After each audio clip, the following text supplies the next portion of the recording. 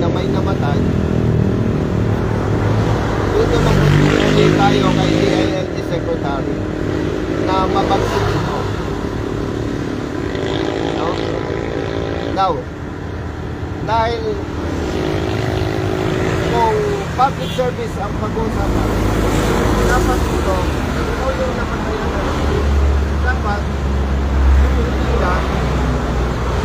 inilagay sa ligtas na lugar o kaya naman in-impound. Kasi kung in-impound yun, hindi na ako makikialam sa problema. At kung ginawa nila yon, hindi namatay ang kapatid mo. Kailan namatay ang kapatid mo? August 4. Linggo ng madaling araw, namatay ang pamangkin niyang rider. Bakit? Bumangga sa likod ng truck. Ay, madilim dito eh. Brother, Yes, sir. tignan mo, may puno pa Puno, ng sir. akasya. Naharangan yung ilaw, sir. Naharangan yung ilaw. Center So, sa madaling salita, kung tama ang ordinansa ng lokal na pamahalaan, hindi mamamatay ang pamangkin ng rider. Kaya ito, idudulog natin sa ang lokal na pamahalaan. At maliban pa dyan, pupunta ka natin sa lawyers, ano yung dapat pa natin gawin action. Ay alam mo, diretsahan tayo, kaya ni-request ko kay Hepe ang presence mo. Sa level ninyo, magsasampa kayo ng kaso, hindi? Sa matter of procedure, sir. Magsasampa kayo ng kaso. Kaso kailangan namin, sir. Sino sasampahan ninyo ng kaso? Kayo bilang pulis, hindi ko kayo pipigilan na magsampa ng demanda. Ang nakikita mo, baka dinidemanda pa ninyo ito. Oo. Private offender. Pero sa parte na yon makikialam ako bilang parte ng advokasya. Dahil ang ginawa ng lokal na pamahalaan ng tamang serbisyo, hindi negosyo, hindi siya magbabayad ng 107,000 pesos at hindi mamamatay ang kanyang pamangkin. Kaya alam na alam ko, ito hindi babaliwalain ni Secretary ng DILG, Atty. Benjamin Abalo. Bakit tamo? Pag hindi na itama ito, pwedeng may mamatay pa ulit. Ngayon, brother, nag-usap na kami ni Hepe. Sa ngala ng public service, hindi ko kayo inuutusan. Pero, dahil oras ni peligro na, hindi na niya masisettle yung babayaran sa lokal na pamahalaan ng Dasmariñas City. Mamayang gabi, madilim na naman, pwedeng may mamatay ulit. Kaya sa ngala ng public service, mag-usap kayo ni Hepe, sabihin mo, ang mungkahi ko, maglagay kayo ng early warning device plus ubin. Kahit magdamag lang ngayong gabing to. Dahil madilim ang lugar. Ayaw natin nagmamanupa. Ngayon kapatid, kaya nirequest ko rin yung presence ninyo. Imumungkahin ko sa inyo. Itong mungkahin. Kasi kung magiging bias ako dahil representative ako ng One Rider Party List, dapat sinasabi namin na magdemanda ka eh. Pero sa usapang mga tao, ikaw, unang-una yung nagpuli sa pag- at kung may iba pa man na dapat itulong. Ang ano lang po namin ito kasi bilang na rin po lang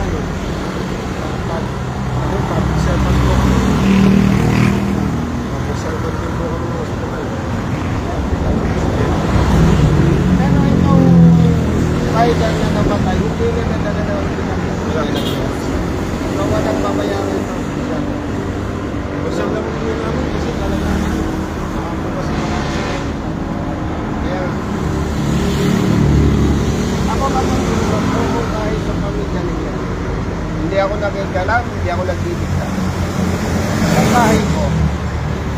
kayo magdemanda.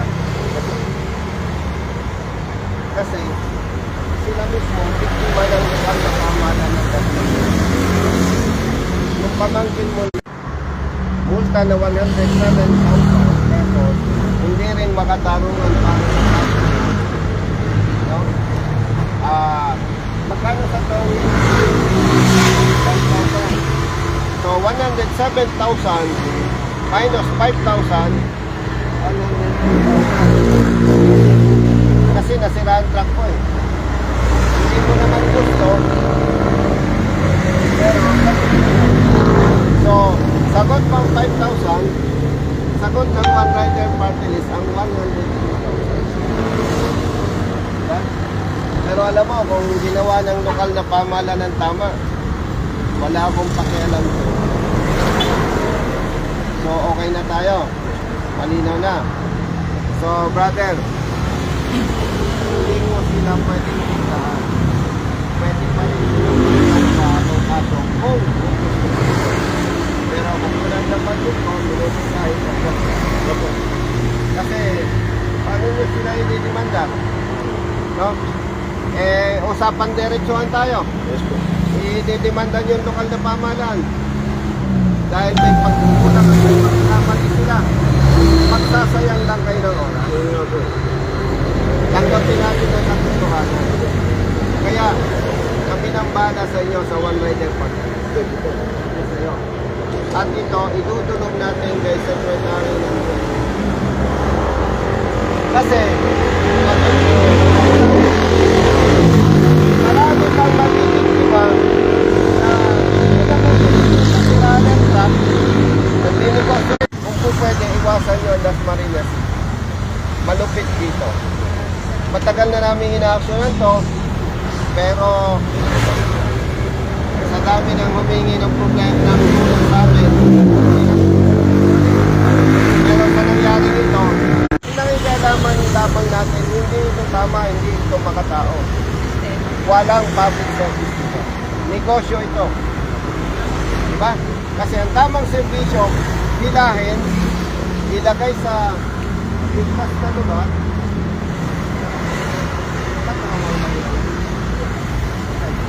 Pag-usapan natin ngayon naman. diba? Dapat dinala na lang po. Tama sir.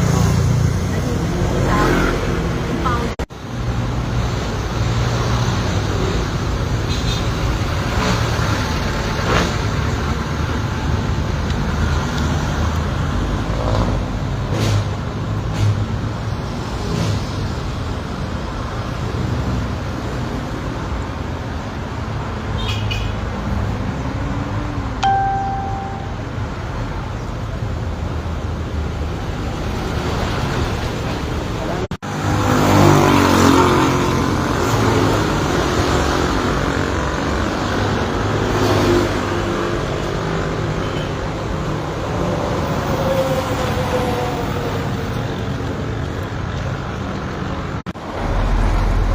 Kunin mo, brother Mas, yung number niya, no? Okay. Ipatayin mo. No, kapag anak ka rin nung namatay, kapatid ko po. So mag-usap na lang kayo, ha? Opo. Panatagin yung loob nyo. Napikima lang kayo ng maling sistema. Yes po. No? Okay. Investigator. Yes sir. Sa inyo. Lagyan ng early warning device, lagyan ng patrol car. Yes sir. Isang gabi lang. Opo sir. Kasi pag huwag sana, pag hindi ninyo sinunod yung mungkahi ko, Tiger tawag namin eh, pag rider ng HPG. Tiger, pag hindi ninyo nasunod yung mungkahi ko, Yes sir. kayo ang kakasuhan namin. Tama ba? Yes sir. Opo. Hindi po yung advisor ni ito. Nag-usap na niya. Opo sir. Isang gabi lang naman eh. Yes sir. Kasi baka may accident. Baka may masin. Yes sir. Yan lang naman Ito ito. po. Yun lang po. Bahala na kayo. Basta Opo sir. Kung ano po yung photos ko rin sa kanya. hindi ko utos. Yes po. Hindi ako pwede mag-utos sa inyo. Yes sir. Yes sir. Mungkahi lang. Opo. Baka sabihin mo, Tiger, inaabuso ko dahil congressman ako. Hindi po. Hindi, mabuti yung malinaw. Yes po. Tingnan mo naman, namatayan ng Oo nga po. Sir. Hindi naman po nagpapabayaan ng iba. Salamat sa inyo. Yes, sir. Thank you rin po. Response naman po sila. Ano, may response po talaga. Salamat.